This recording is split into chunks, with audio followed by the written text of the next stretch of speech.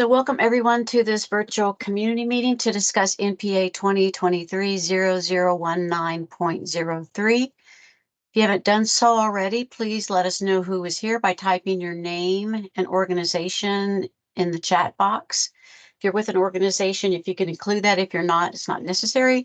Please mute your microphone if you're joining by phone, and please turn off your video if you're participating online to save bandwidth. As mentioned earlier, this meeting is being recorded and will be publicly posted to the publicinput.com/neighborhood plan amendment cases website. If you do not want your image viewed publicly, please turn off your camera.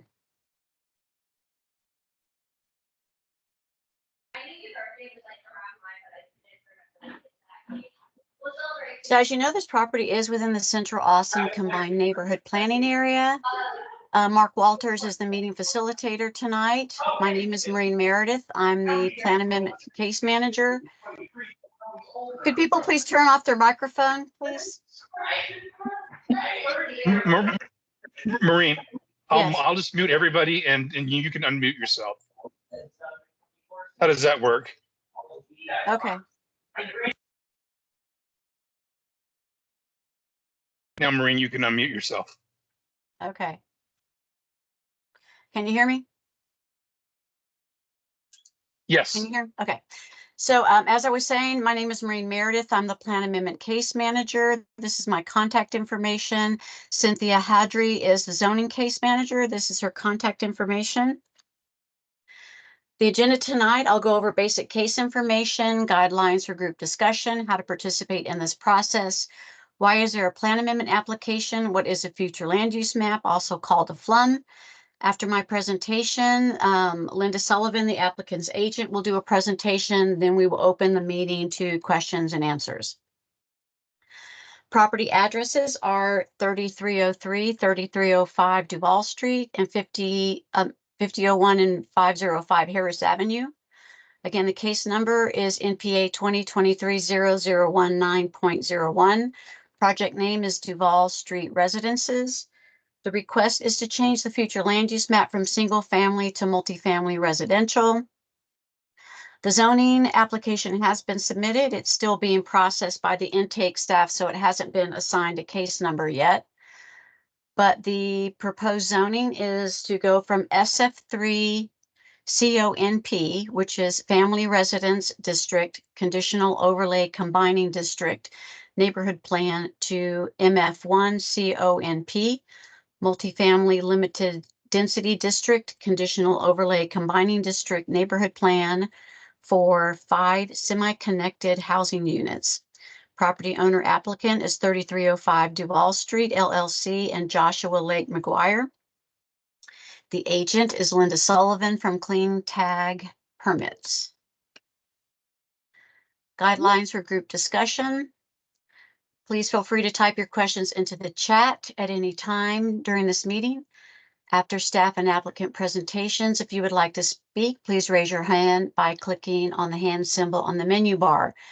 For any telephone participants, you will be able to speak and ask questions during the Q&A session of the meeting, and we'll call out the last 4 digits of your phone number. Attendees will be muted upon arrival and through the staff and applicant presentations. Then we will open the floor to answer questions in the chat or by attendees raising their hands to speak. Similar questions may be grouped and answered together. And again, we ask to mute your microphone if you're not speaking for the sake of sound quality, and also turn off your video if you're having connection issues. We ask that you be respectful to each other during this meeting discussion. Maureen, before you go on, somebody in the chat, Mary Engel, said she could not read the slides. Is that still the case? Mary? No, Betsy Greenberg can read them. So actually, I can read them now, but I had to click on the small slides to make them larger. okay. I also want to make sure everybody could see and get all the information they needed. Okay, go ahead, Marie. Okay, as mentioned earlier, this meeting is being recorded and will be posted to the publicinput.com Neighborhood Plan Amendment Cases website. You can email me or Cynthia with any questions or comments that you have. Written comments will be included in the staff case reports when the cases are scheduled for Planning Commission and City Council. If you live within 500 feet of the property, you will get that notice in the mail with the date and time of the meetings. And it has a comment form that you can send in that will be included in the staff case reports. Or again, you can just email me and Cynthia and we will include them in the staff reports. So why is there a neighborhood plan amendment? Neighborhood plans are adopted by City Council as amendments to the Imagine Austin Comprehensive Plan, and City Charter requires zoning changes to be consistent with the comprehensive plan. Most neighborhood plan amendments are changes to a plan's future land use map, and most have an associated zoning application. This map shows the areas in blue that have City Council approved neighborhood plans. Those plans have a document that has the vision and goals of the planning area.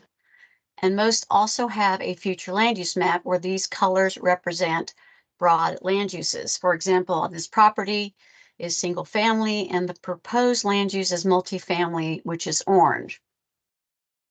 So here's a zoomed in screenshot of the flum where the property is located.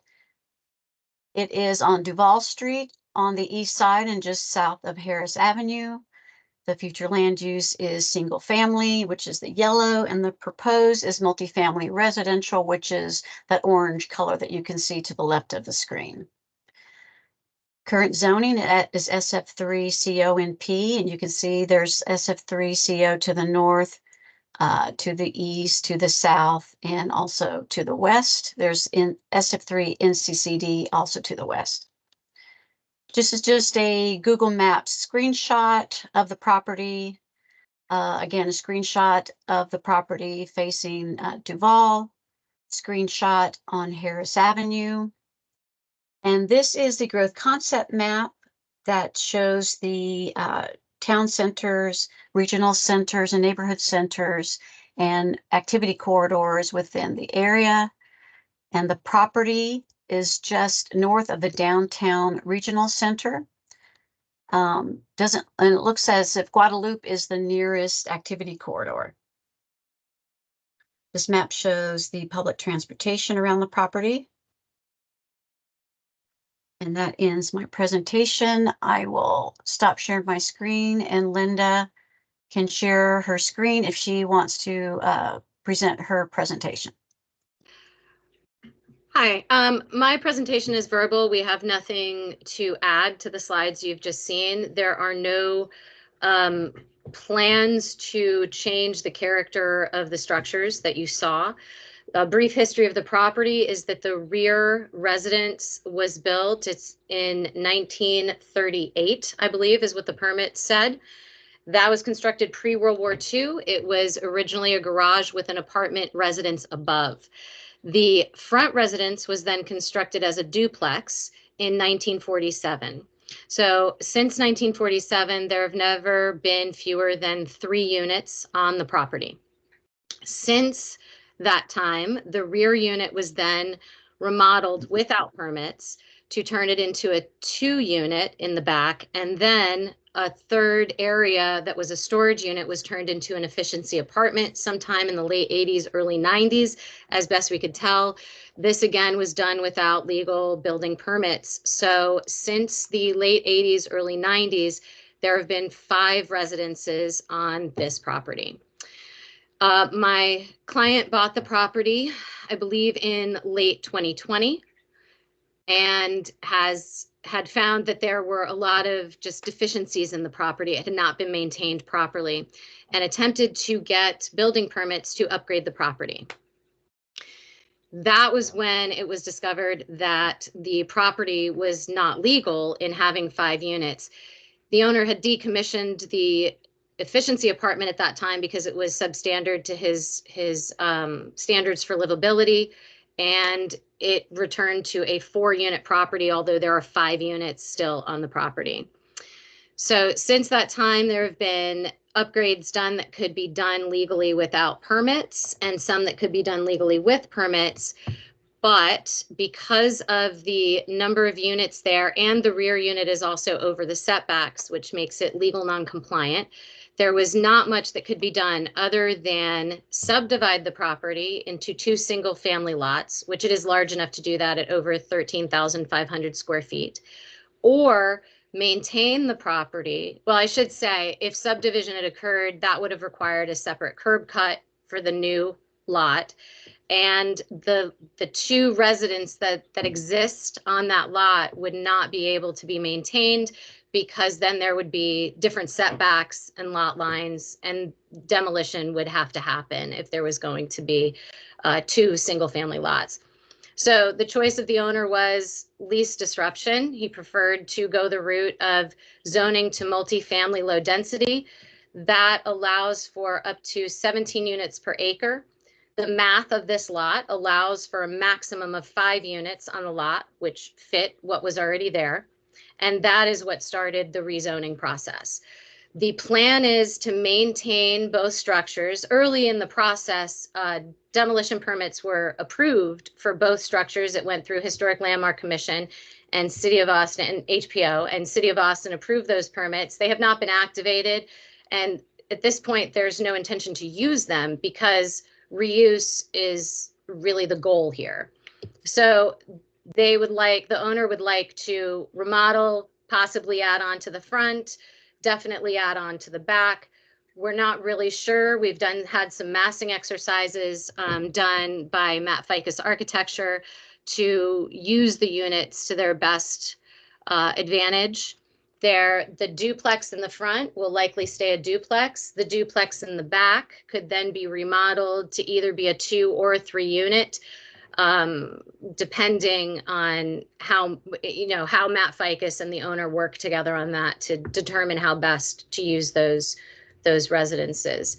So both residences have now been cleared for structural stability. It appears that they will both be able to be used, that not too much degradation has happened to the structures. That was a main concern, but it appears that they can be used and reused. So we're pretty excited about that. But that is the goal, is to just keep what was there, which was 5 units, but not necessarily in the configuration that they exist now, with an addition remodel to the back and possibly a small addition onto the front. I'm happy to answer any other questions that you may have.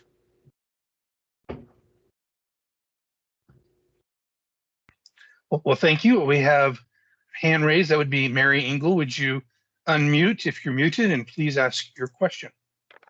Okay, I'm a little confused. I want to know why there are not other options for these illegal units that were built, in the 1990s. I lived on Duval in the 1990s. I still live there, and I don't have any illegal units. Why can't this be remedied another way without upzoning? Because the upzoning sets a precedent. And for the street, and I live across the street. I'm the most affected neighbor here. I'm just wondering why this can't be remedied in another way. We have exhausted all other ways. So we attempted to go through an amnesty process, but because the units were modified without permit, amnesty is not an option. The rear unit is also illegal non-compliant because it is over the setback lines. So there was no option to remedy an illegal existing structure that had been changed from its original configuration. And if we went back and tried to change it back from a 2 unit to a 1 unit, that's still not a possibility through amnesty because it has been modified. We exhausted all avenues with site plan review and residential review. We did our best to not go this route. And that's just how the city zoning and the city code will allow us to progress. So short of complete demolition, this is really the only option to maintain the units that are there. Excuse me, one more thing. What about the Board of Adjustment for setbacks and for setback relief in a non-compliant structure? Board of Adjustment. Yes, Board of Adjustment is an option for the setbacks, but it is not an option to maintain the unit numbers that already exist on the lot. Because that requires a zoning change. Board of Adjustment would send us back and say, go get your zoning changed. Well, they could give you relief on the setbacks, which Correct. you need before you get a zoning change.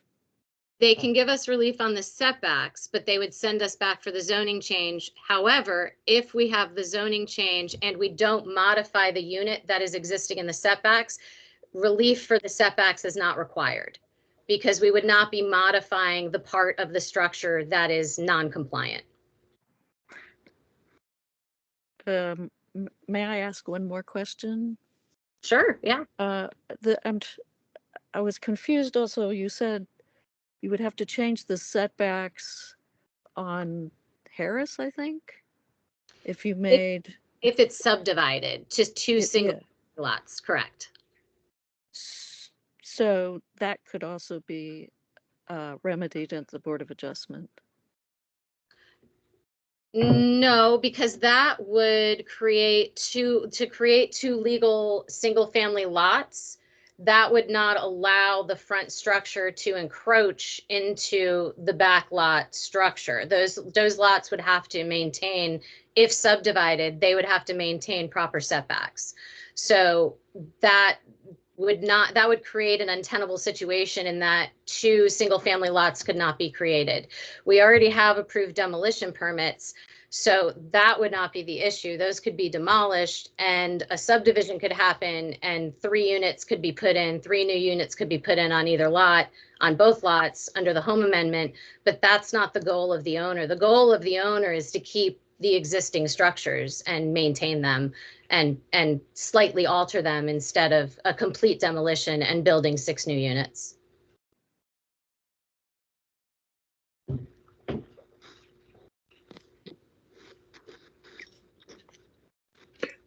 Does anybody else have a question?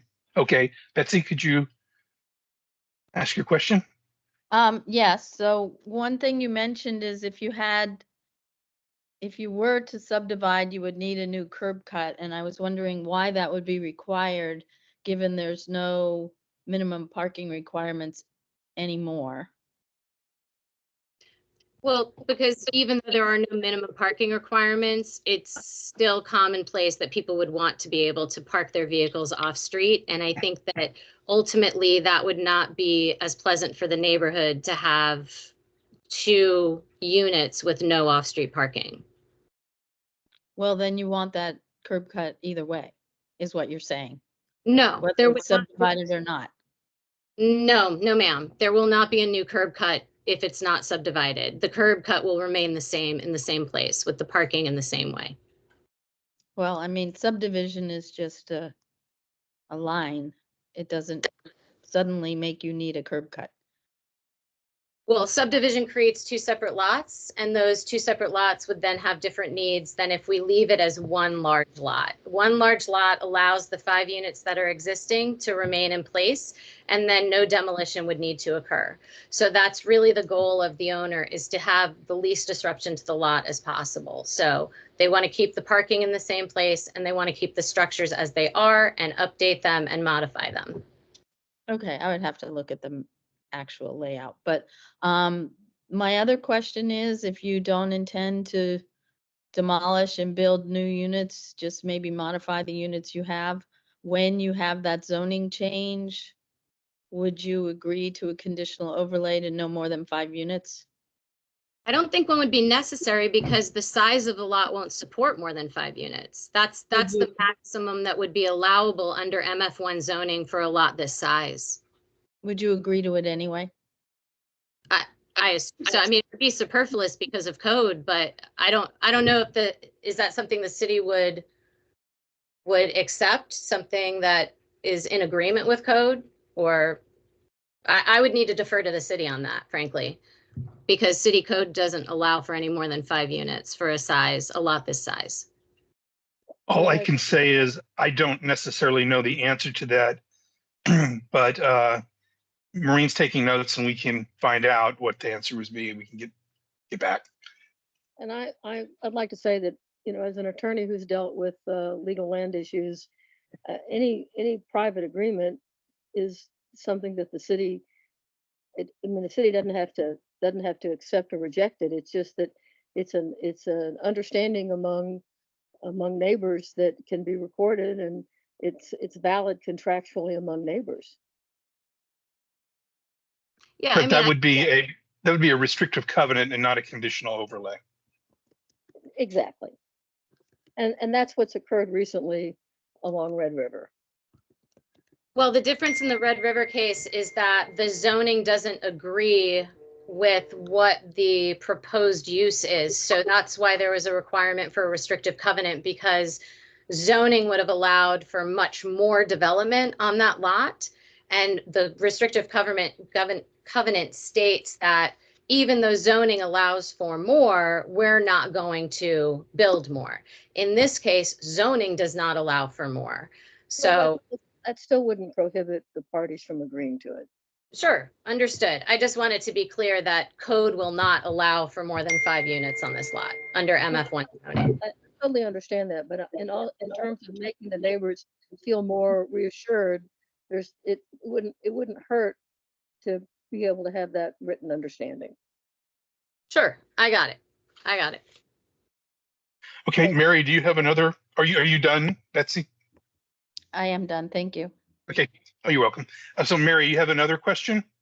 Well, I actually, do I have my hand up, or is that why you're asking me? Yeah. Yeah. Well, Your hand is actually, up. I put something in the chat. I'm sorry. I'll put it down after I say this. You know, many lots on Duval are this size, but we've followed the law for our prescribed zoning. And are we saying that it's okay to put in illegal units when it's not allowed, and then you can do an upzoning? Because if that's the case, I have a great idea for next week.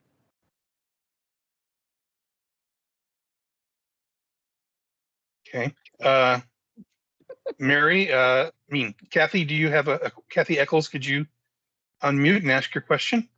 Then we'll go to the questions in the chat. Okay. Hi, this is Kathy Eccles. I live on the other side on Harris Avenue, sort of, I'm 3 houses from the corner, so I'm kind of not quite across from this property, a couple houses down from the property. And I want to say, first of all, I actually really appreciate that the developer is, or that the owner is willing to try to retain those structures, and rather than just going ahead and demolishing things. And so I think it's important that we work with that. I think, when we're worrying about the cost of residences and so on,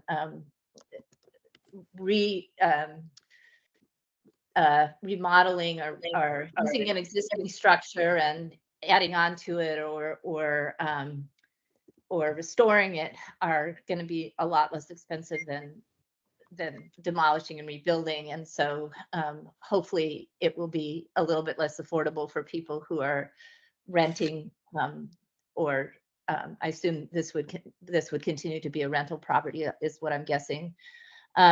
So I'm really grateful that there is an interest in trying to retain the existing structures and build onto them and restore them. I have a couple of questions. One is in terms of what happens to things like building cover and impervious cover and so on when it goes from SF to MF. And the second question is, I understand the concerns about precedent, and I'm wondering about, and this is probably more of a question for the city folks, if there are things that we can do to kind of make it clear that this is really a unique situation, so that it doesn't serve to set a precedent. So in answer to the maximum building coverage and maximum impervious coverage, maximum building coverage for single family is 40. Maximum building coverage for multifamily one is 45% of the lot. It's not a huge jump, it is a slight jump. And maximum impervious coverage goes from 45 to 55% from single family to multifamily. And I believe there was another question in there somewhere. Oh, well, then I guess to follow up to that, and I don't know what Linda, I guess you're the representing the owner. Yes, Is ma'am. that right? Correct. I don't know if that's a concern to neighborhoods. Do you think you're going to need to exceed the 40% building cover and 45% impervious cover? Because No, I think the impervious coverage, well, I have some massing diagrams I can share with you, but no, there's no plan to exceed the limits.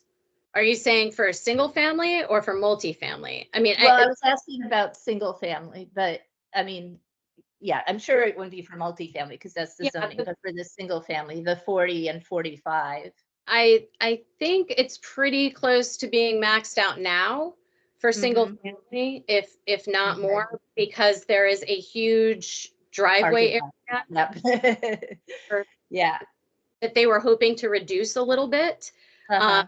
And the goal was to keep the duplex that, again, was constructed as a duplex originally, as a duplex, and then turn that rear unit potentially into a single family or a duplex, and then build a secondary unit that would match the style of what is already there.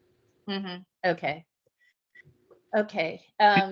So it might go up to it might go above the single family, but within what would Yes. then be the MF1. Oh, and if the single family is 40 to 45, unless you're utilizing the home amendment, which it would. So frankly, the single family and the multifamily one are the same at this point, because the home amendment allows for additional impervious and building coverage. So it really is in line with each other. The MF1 being the lowest, density multifamily, and the new home amendment rules for a single family allowing 3 structures, or I'm sorry, 3 units on a single family lot. Okay. Okay. So, and then the second question was, and this is probably more for the city folks, is, I'm hearing and certainly understand the concerns about precedent. Is there anything that can be done in terms of, setting this up that would, I don't know exactly what it would be. I mean, maybe the restrictive covenants or the conditional overlay, I'm sorry, is a way of doing that, but something that could be done to indicate that this is sort of a unique situation to address the neighbors' concerns about it setting a precedent that could then turn adjacent lots into multifamily. I would say that the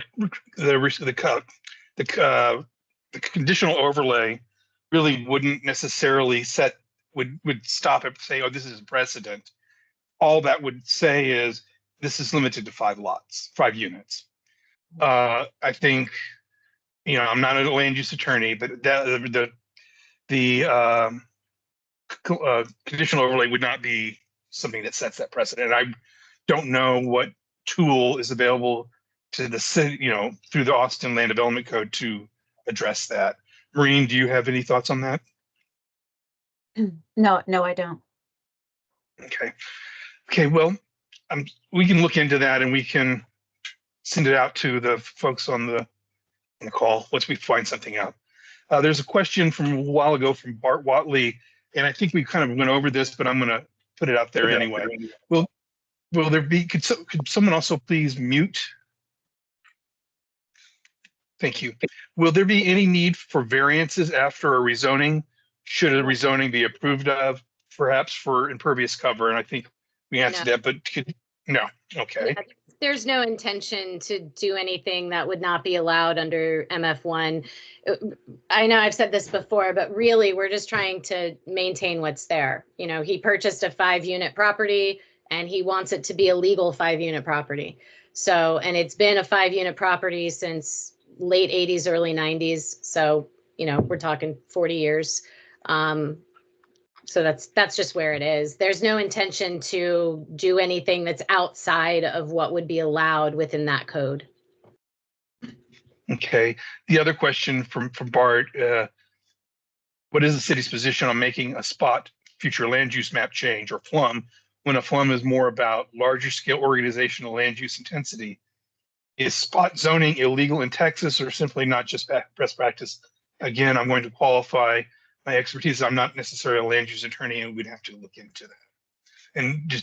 And so from Betsy Greenberg in the chat, could a drawing be sent to the contact team and other participants to illustrate why a subdivision would necessitate a new curb cut? The conditional overlay could also control the max impervious cover to be the same as single family. This is from Mary Engel. What would prevent any property owner on Duval with 15,000 square feet to ask for a zoning change to MF1? No, nothing would stop them from doing that. You could request central business district zoning for your house. The likelihood you'll get it is not high. But all that is to say is anybody can, if they want to pay the fees and go through the process, can request a zoning change. And this is from Bart Watley again. FYI, to not set a precedent, a text note could be added to the future land use map. There are already notes on the flum along Harmon Drive near I-35, to those who are not quite sure, looming development. And then Mary has a comment saying this is a domino Duval with the zoning. So with those done, I'm gonna go back to the people with their hands raised. Betsy, could you unmute and ask your question, please? Yeah, I would, it's really more of a comment. The domino is definitely, and the precedent is definitely an issue. I mean, this is 100% surrounded by single family, and to change this to multifamily on the Zoning and Planning Commission and the Land Use Commissions all the time are given maps and we're told by the case attorneys, see, there's another one right down the street, or right next door, or across the street, or 3 blocks away. Those precedents are used to justify further zoning changes all the time. Thank you. Anybody else have any questions for the applicant's agent? Yes, Mary. Well, yeah, yes.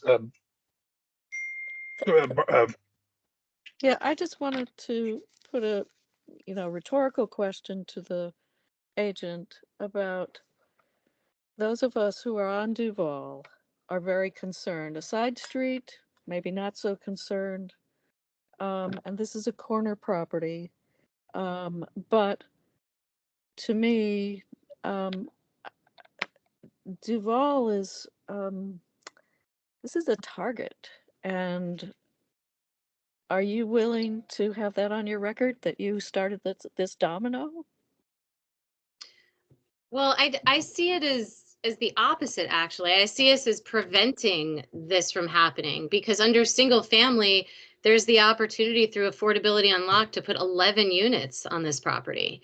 And that's not the wish of the client. I mean, we could do that without spending the money on the zoning change, or we have approved demolition permits. It's a matter of, we want to do what's responsible for the structures and the neighborhood.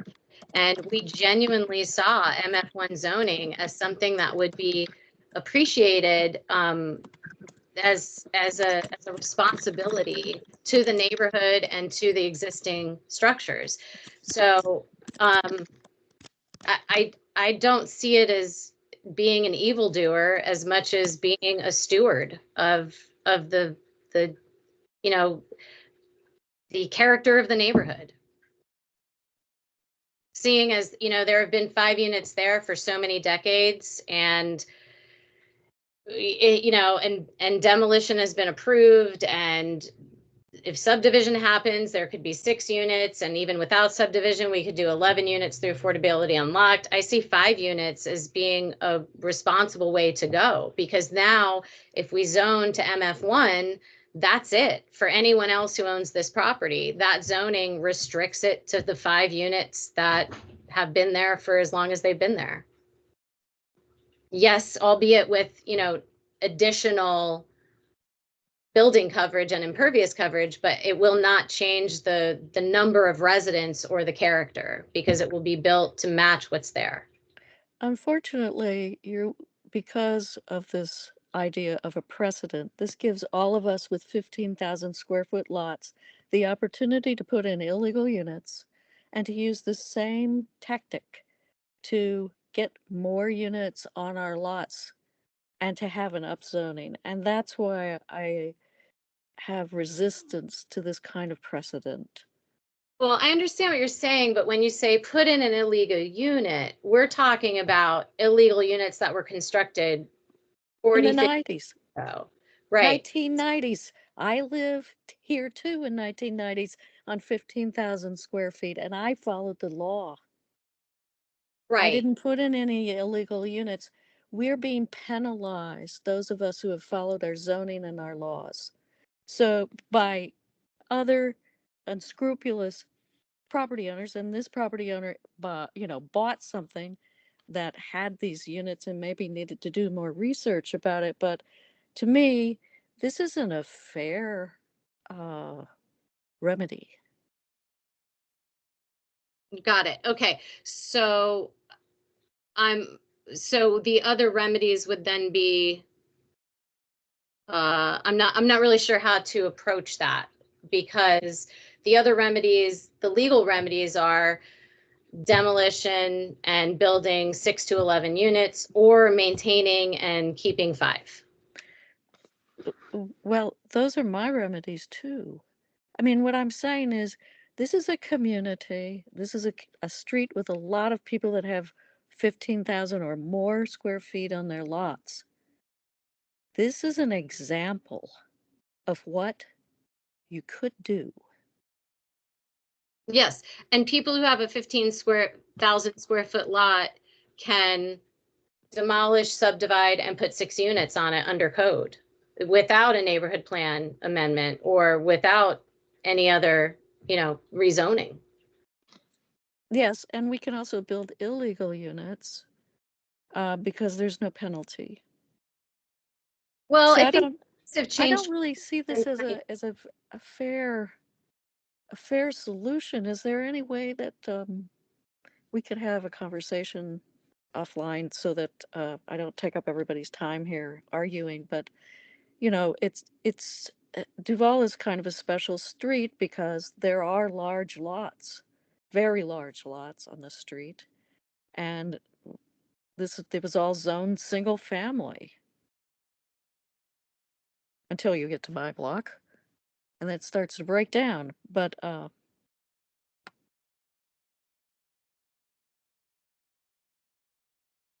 sure I'm not sure if there's a question there, but I'm happy to discuss it further. okay, I'm not sure what other questions are there. I just think that review in the city of Austin and code enforcement has changed quite a bit over the past 40 years, even in just the past 10, 11 years I've been doing this. And I don't think it's as easy to build or construct without permits as it was then. I don't know why no neighbor reported changes that were happening on this property in the late 80s, early 90s, or what was going on that property in those times and how it was overlooked. But I do think that it's not as simple to build an illegal structure and then go in and ask for rezoning within the same time period. This has just been in this configuration for so long that the traffic impact would not change, the number of units would not change, potentially the number of bedrooms may not change, depending on the massing and the design that's completed with the architect and the owner. So again, I really want to emphasize that the owner is looking to be a good steward of this property. He's not looking to exploit. If exploitation was the goal, we've had demolition permits approved for over a year. That could have happened long ago. That's not the goal.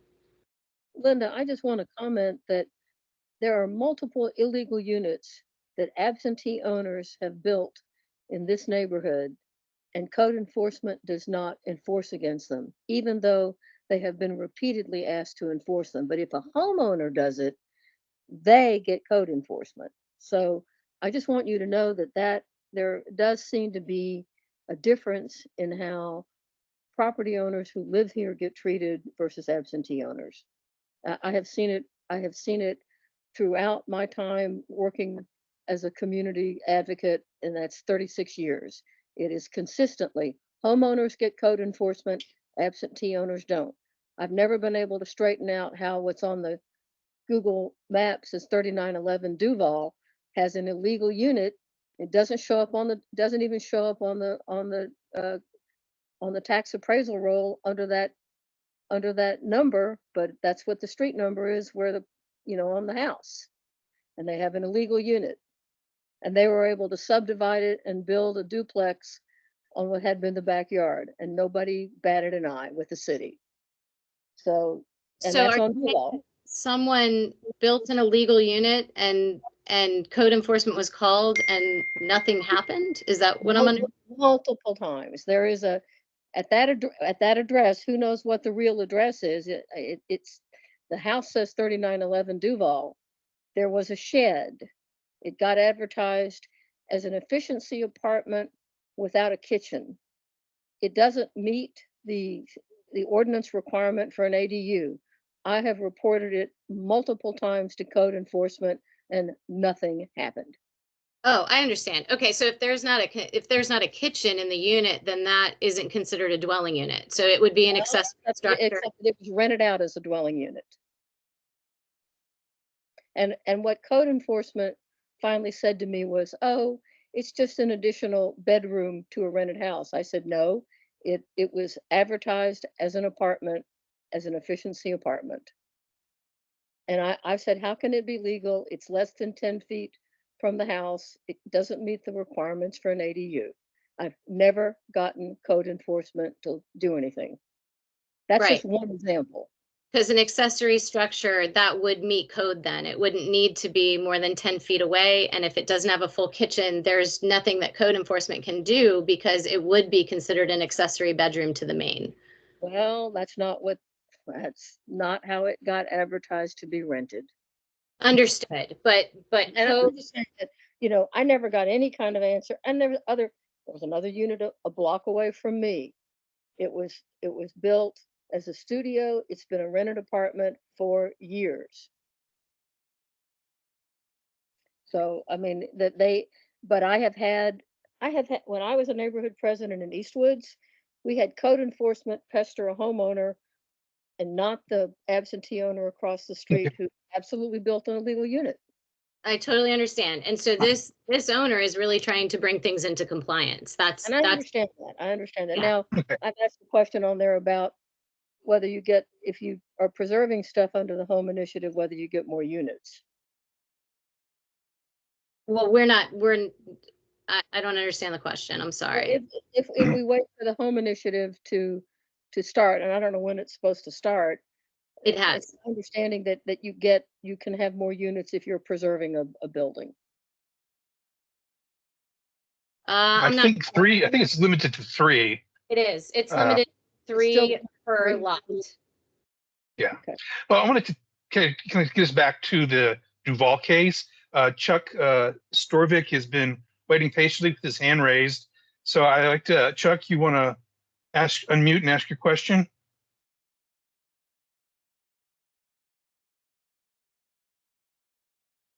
Chuck, are you there? Yeah, can you hear There me? you go. Okay. Yes, I can. Hi. Yeah, I just wanted to, I guess I agree with these folks who live on Duval. The precedent and everything. So I actually own the property, actually probably the closest current multifamily property to the one in question here. And I also own other properties. I've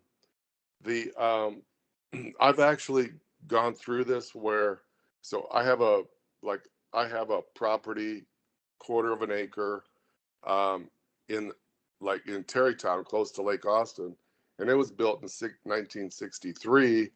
3 electric meters, always been a triplex, and a neighbor, West Austin neighborhood group guy called code enforcement and said it's zoned SF3 duplex. The owner needs to get kick out the tenant, of which I had to. So code enforcement, the guy showed up with the flashing lights. You need to kick that tenant out of one of the 3 units. So, I mean, it happens. I mean, there was no arguing. There was no nothing. Right? There was no, oh, it was originally built in 63, then 3 electric meters. It's always had 3 properties. They were totally unsympathetic to any of those arguments. Grandfathering, all that crap. The explanation was, well, you should have done your due diligence. It's zoned SF3. Kick them out. So I had to like tell the tenant, I am so sorry. You know, you mean as a landlord, I felt terrible. I had to kick them out. So I guess. Can I ask a question real quick before you go on? Oh, sure. Did you request an amnesty certificate of occupancy for that structure?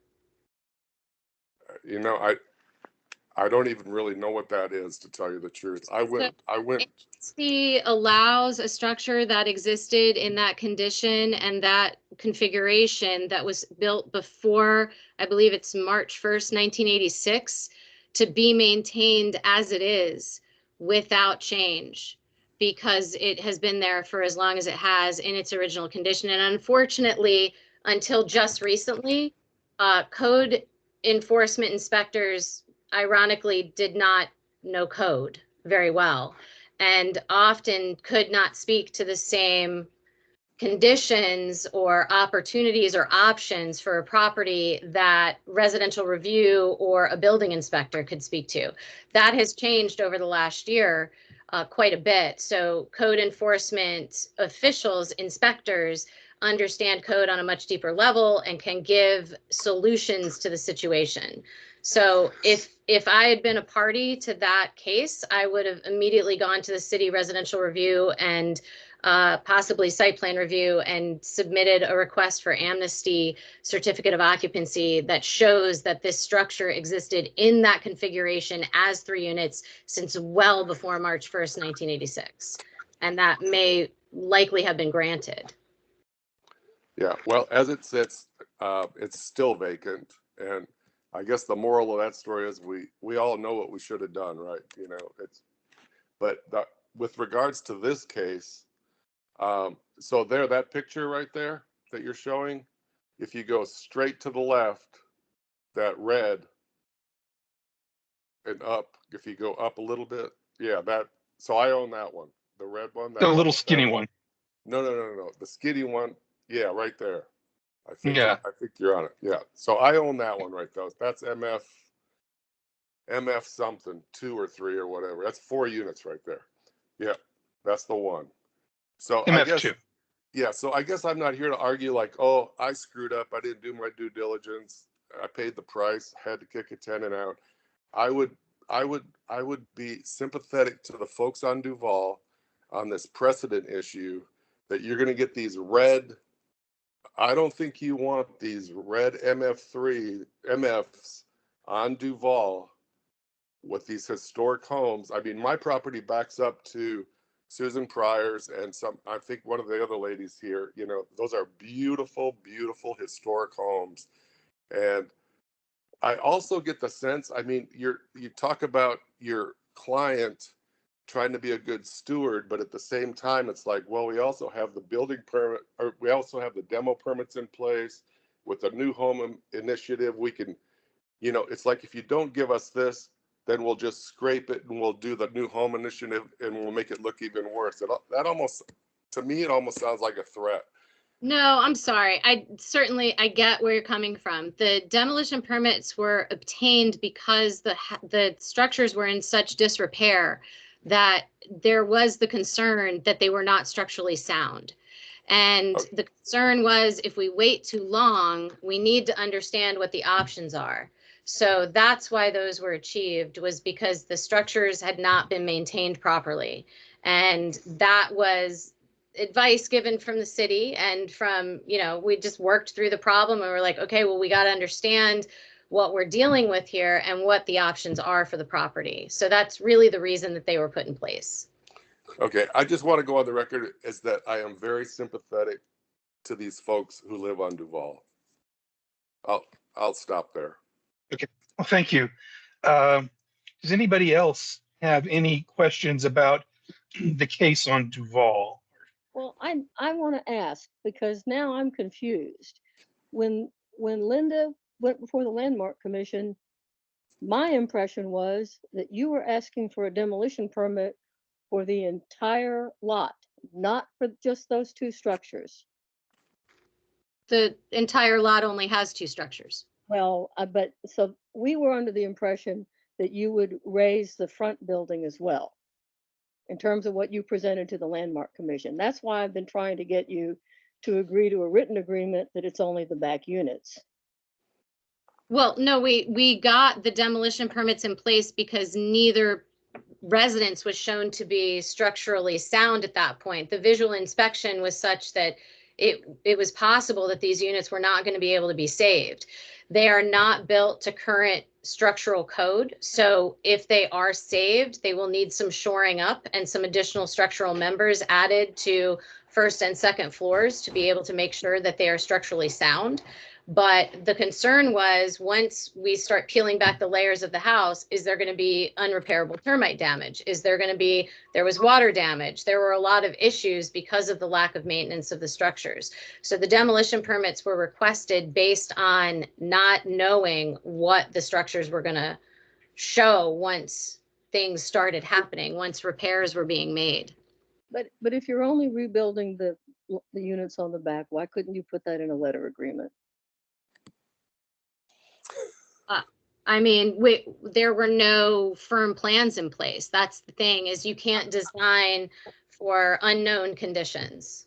I know, but I mean, even now, when you came to our neighborhood meeting Monday, you know, the question is, what is your actual plan? And I think in terms of the people along Duval, there's a lot of concern since this is really a gateway to our neighborhood, and we really value what's here. And I hope that the owner feels the same way, but you know, we've never talked to him, and you know, we don't really know what he might do.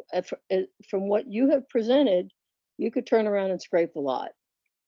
Yeah, that is true, but that is not the goal. And the goal is to maintain the structures and do an addition. But as an attorney, I would say, I can't know that's what you'll really do unless you put it in writing. Correct, but if we put something in writing and then peel back the layers of the house and they're not salvageable, that becomes an untenable situation. Well, you come back to the neighborhood and explain that. I just want to be certain. I don't want to tell, it makes me very uncomfortable to assure my neighbors that you're going to preserve it when you have the option to scrape it. I have too many lots in this neighborhood that are being scraped today.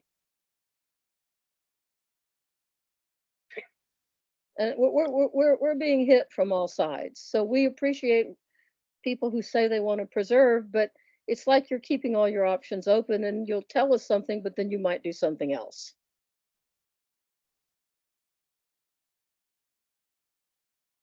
So thank you, Barbara. Does anybody else have any questions for the applicant? In the chat, or raise your hand. And seeing in the chat, somebody is typing something. Well, they were. Do you have contact info, Linda? Do you have contact information for the applicant, or are you the contact? Yes, there's contact information for the applicant. It's in the application, I believe. Okay. Okay. I was Does gonna anybody? say, so actually, real quick, so Linda, on the application, they have the owner's phone number. So are you saying it's okay to give Campact their phone number, or should they, what should I do? Yeah, that's fine. It's on the application, so it's public Okay, information. okay, so I'll It's a type it public in. record at this point. Okay, well, I'll type it in then. Okay. Well, so while Marine's doing that, if there's not any more questions, we'll kind of go through the next phase of this process. and then we can wrap up and get about to our evening. Maureen, can you multitask, talk, and can you go through the next steps of the process and put your slide up, please? Okay, let me pull it up.